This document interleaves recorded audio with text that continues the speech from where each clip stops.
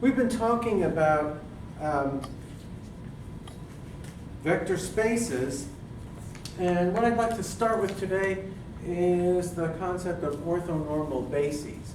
Now, that's a fancy word for something that you've probably known ever since you've done three vectors. In three-vector space, we think of basis vectors as maybe I, j, and k, or x hat, y hat, z hat, or e1, e2, e3 hat. We could express any three-dimensional vector in terms of I, j, and k.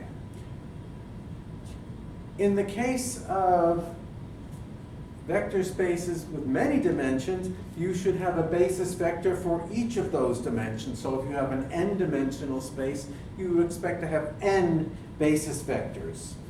And you have just as many basis vectors as you do dimensions.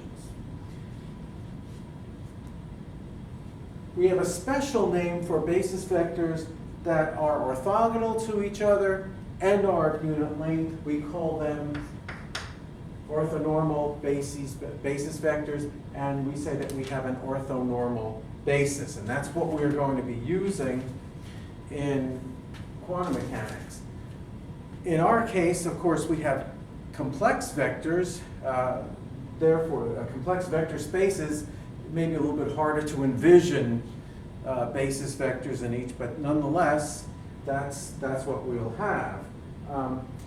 So if I have an n-dimensional space and a particular basis of ket vectors, we'll call that I would expect I to run from 1 to n.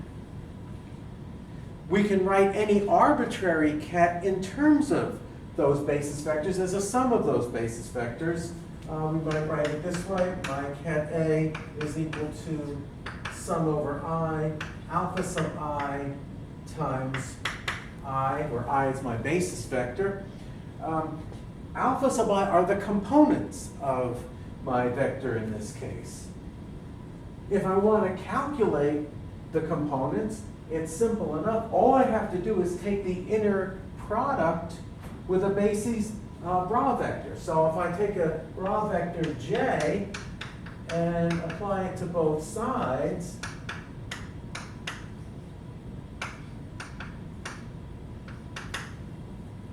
sum over I, notice that I can pull the summation outside, and I have j inner product with I, and since these vectors are orthonormal, since all the basis vectors are orthonormal, the inner product, of course, is 0 unless I is equal to j. In other words, we can write j A then, the left-hand side is just equal to alpha sub j. So the components of any vector in the space will just be the inner products with the basis vectors. So I can write it in this way. A is equal to sum over I, A.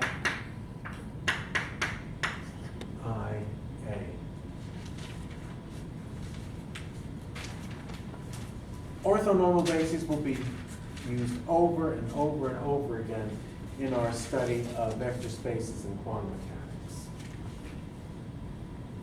What I'd like to do now is let's talk about quantum states. And we're going to go back to our old friend, the spin process. Classical physics, if you know the state of the system, you can predict the future of the system. In quantum mechanics, that's not so true. We don't understand completely what's going to come next. We might be able to do some probability calculations, but we're not in a situation where things are deterministic.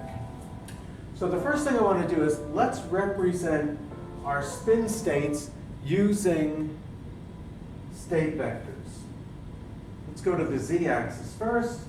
We know that along the z-axis, spin up, we use the ket U, which signifies that sigma sub z is equal to +1.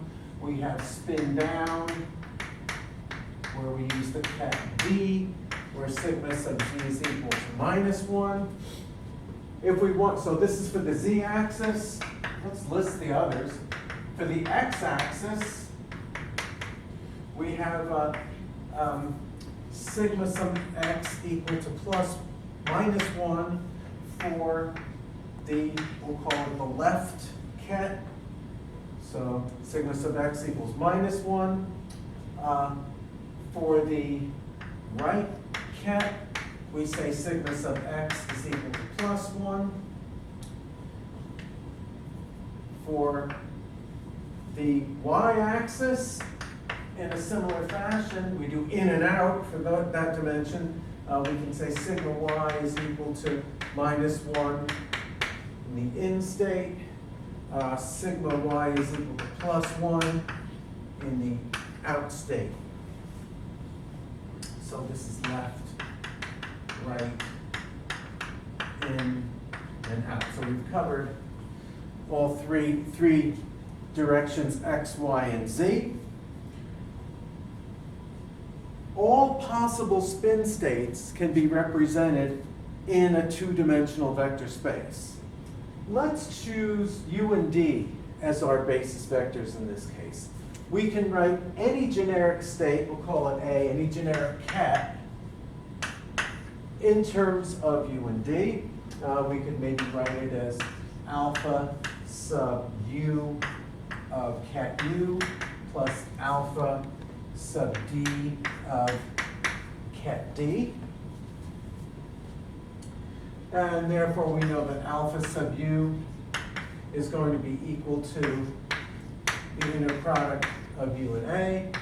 Alpha sub d is going to be the inner product of d and a, just as our description before follows. Alpha sub u and alpha sub d are simply complex numbers that are the components of the vector A. So if we prepare a spin in state A, and the apparatus is oriented along the z direction, we expect that alpha star u alpha u is going to be the probability that sigma z is equal to +1. Alpha star d alpha d is the probability that sigma sub z is equal to -1, or it's a spin down situation.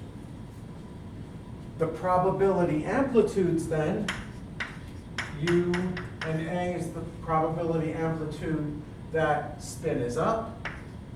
D, a, inner product is the probability amplitude that the spin is down.